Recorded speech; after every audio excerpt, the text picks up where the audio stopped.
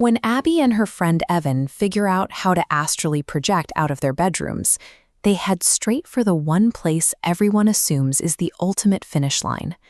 They expect heaven to be an effortless, passive luxury resort, a place where you drop your bags and let eternity wash over you. But when they arrive, the afterworld feels uncomfortably sharp. They land in a town square lined with endless rows of perfect, glossy mansions. Above them, a massive chorus of saints sings in layered harmonies.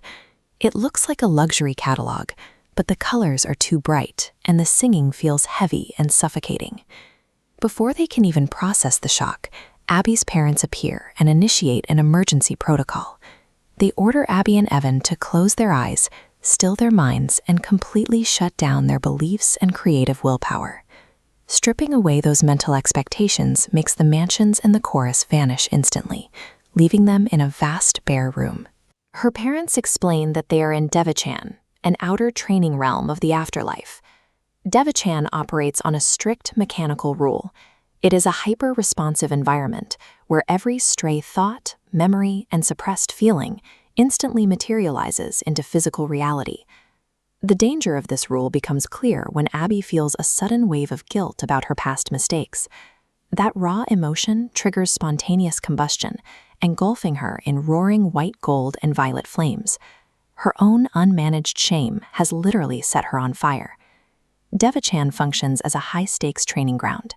In this reactive environment, an undisciplined mind becomes a physical hazard to both the individual and the stability of the realm. To teach them how to survive, Abby's parents introduce a Crysticism practice task. The four of them must synchronize their intentions to cooperatively create a simple, peaceful forest. If they can hold a singular focus, the trees, the stream, and the wildlife will stabilize into a shared reality.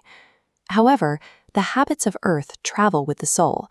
Every hour spent doom-scrolling, arguing in comment sections, or watching violent movies etches uncontrolled memories into the mind.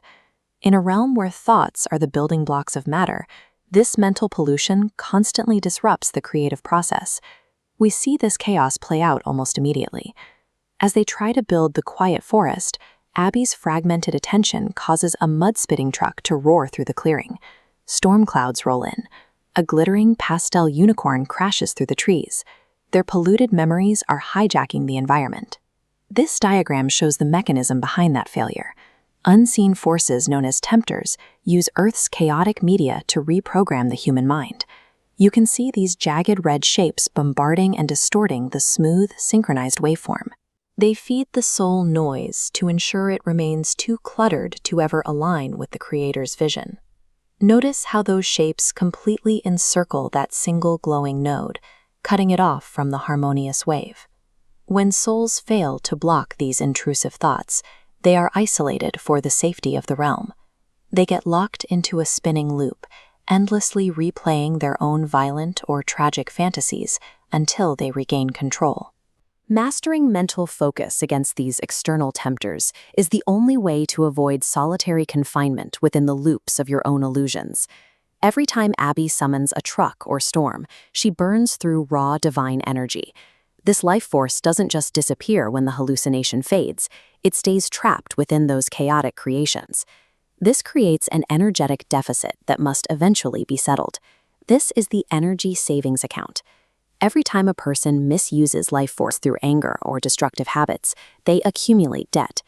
Even after spiritual forgiveness is granted, that corrupted energy remains locked away and unavailable to the soul until it is purified and returned to the ledger. This fluid scale chart compares a soul's energy savings against its debt.